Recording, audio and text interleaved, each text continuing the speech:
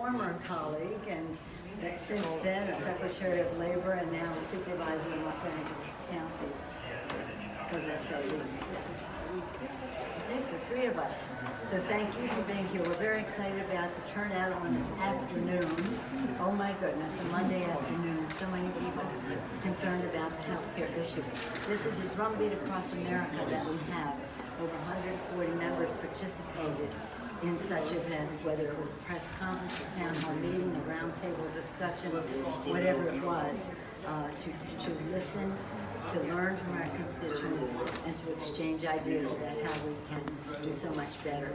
But this is central to the health and economic well-being of America's families. As was said earlier, it's very personal. All politics is local. When it comes to health care, it's personal. So thank you. Speaker Pelosi, you've talked about the idea of that President Trump should possibly be in prison at the end of his time. Excuse me 1 second. I'm happy to take any questions. My colleagues are here about health care. Let's do the purpose of why we're here. Okay, so Medicare for All, let's talk about that. Congresswoman Chu is one of the co-sponsors on Medicare for All issue. Is that something that you support, and do you think that Medicare for All could actually get through the Senate?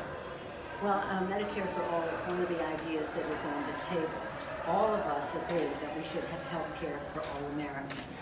We want to do it with the highest quality, the most accessibility, and the way that it can be fiscally responsible. So they've had hearing after hearing in the Congress already on that, as we go forward with other ideas about how to strengthen the Affordable Care Act. But do you support single payer, like Congresswoman Chu does? There are different versions of single payer, and as I say, we'll put it all on the table and see what works, how it gets paid for, what it means to the consumer, but it's all on the table. What do you think about Donald Trump using this now, healthcare, as a sort of platform now for his 2020 run? Well, I thank you for that question, on point to what we're talking about here. And that is, it's just, under other circumstances, I would say it is baffling, but nothing is surprising anymore that the president who has a case in court to overturn the Affordable Care Act, as a president who ran as a candidate to say repeal and replace and came up with nothing, and now is almost embarrassing his Republican, they're not his colleagues, but the Republicans in the Congress who are like, what is he talking about? He's going to do something after the next election. No, right here and now, we're seeing you in court, and we are taking this to the court of public opinion. The American people understand what this means to them, and they don't want any more, shall we say, shell game.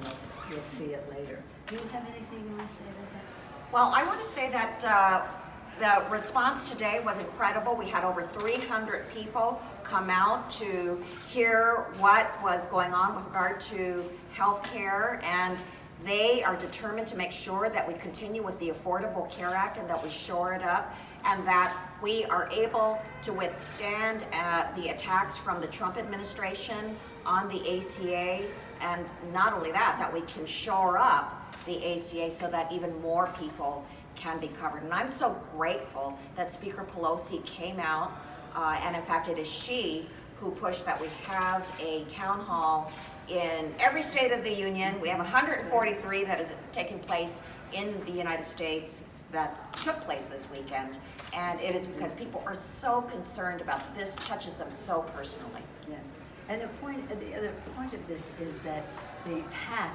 to anything, the path to any other proposals people have, is well served by strengthening the Affordable Care Act. So when the president, in the campaign, the Republicans in the campaign were saying, oh, we're for pre-existing condition benefit. We are, and they always voted against it. And as soon as we gave them the chance to vote for it in this Congress, once again, they voted against it.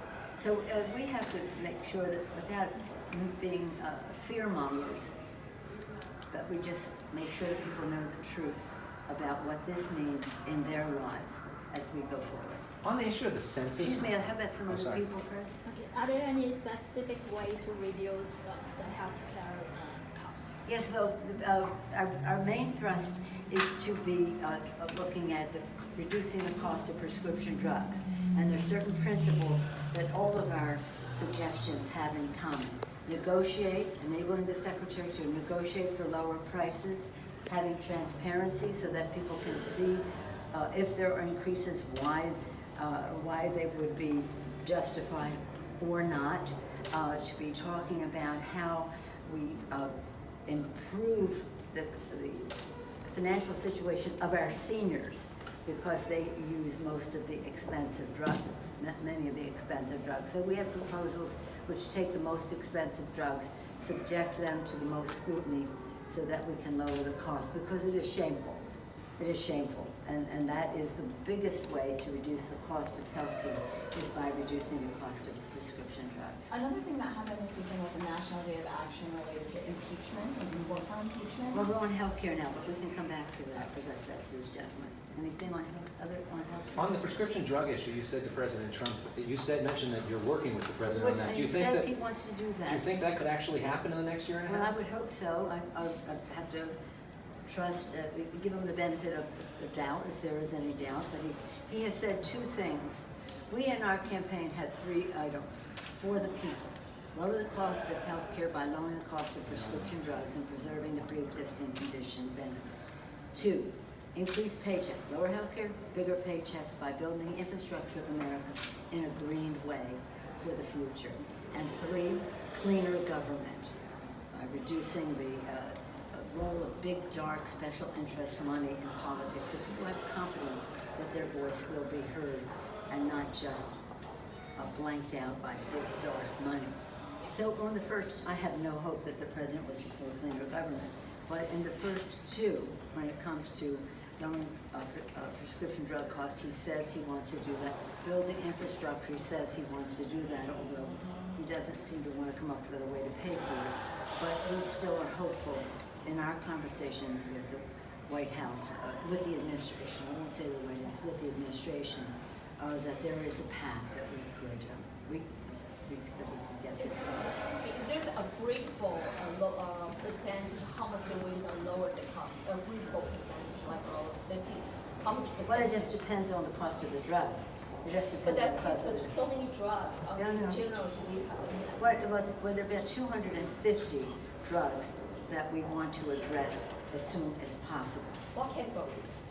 What category? In major, what category? Well, they're all the most expensive drugs, and we can show you what they are, but it is the most expensive drugs. But now some drugs are expensive, and they are a cure. It's costly, and it's a cure. And other drugs are expensive, and they're ongoing maintenance of quality of life, and those are just unsustainable for people to have it. And as I say, one of the things that concerns people so much is, as I mentioned in there, America experiences 15% of worldwide diabetes and pays 50% of the drug cost. And that, when you talk about the cost of addressing diabetes, it's unsustainable. People just cannot sustain it. So again, it's not just about how much the drug costs. It's a question of how many people use it, need it, required to sustain life. One more question. These are arrested. What about alternative traditional medicine? Well, I'm a big supporter of. But would that become a big concern to Trump government?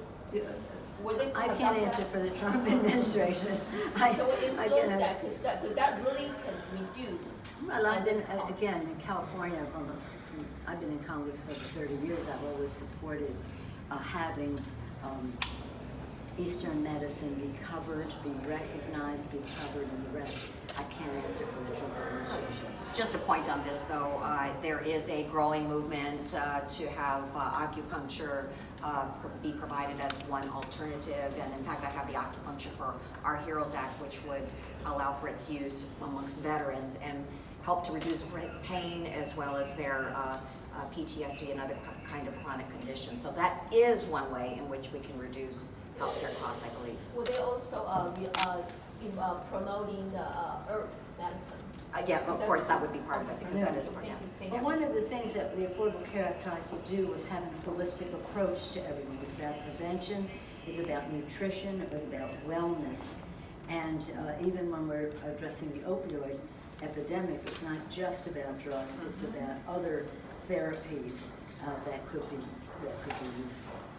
Yeah, did you have it? Yes, I did. Over the weekend, as I mentioned, there were other pro-impeachment rallies across the country as well that kind of dovetailed with your National Weekend of Action on Healthcare. Can you talk a little bit about the struggle to maintain a focus on this issue that you feel is so important? Well, I do think that the press pays a great deal of attention on impeachment when in fact what we're doing is legislating. We're legislating. We've sent bills to the Senate that talk about our dreamers. We've sent bills to the Senate that talk about gun violence prevention. This is Mom's Demand Action. We sent bills that are equal pay for equal work. We've sent bills for Violence Against Women Act. We sent legislation, Climate Action Now. We sent Equality Act and discrimination against the LGBTQ community. We sent a wide range of legislation to the United States Senate. Senator Mitch McConnell, the leader there, said he's the Grim Reaper, that this is a graveyard, he's going to bury all these bills. We're saying, no, sir, these bills are alive and well in American people. Everything I mentioned has a very high percentage of support in the country, across the board. Democrats, Republicans, declines to state whatever, independents, however they identify themselves, support the initiatives we're putting forth. They're unifying, they're not dividing for our country.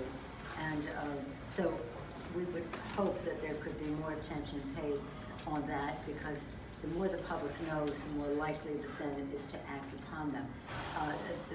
But we're legislating, we're investigating, and we're litigating. And we just won another victory in court today, in the Supreme Court actually, 7-2, in favor of our cases that are going forward. Any comments on that?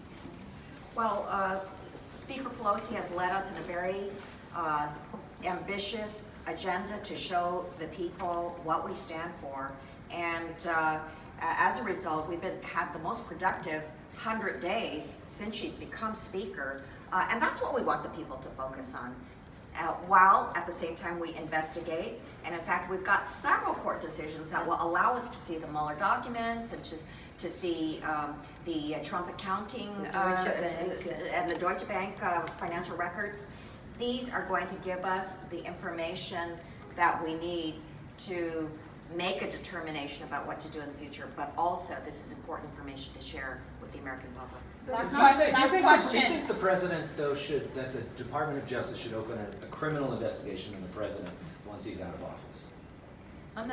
We're talking about what we're doing now, and we are honoring our oath of office to protect and defend the Constitution of the United States, which is a separation of powers, co-equal branches of government, which the president seems to be rejecting by turning down our subpoenas for information. The Congress has the right to seek information to honor its oversight responsibilities. We will not let him stand in the way of our honoring our oath of office. Thank you all.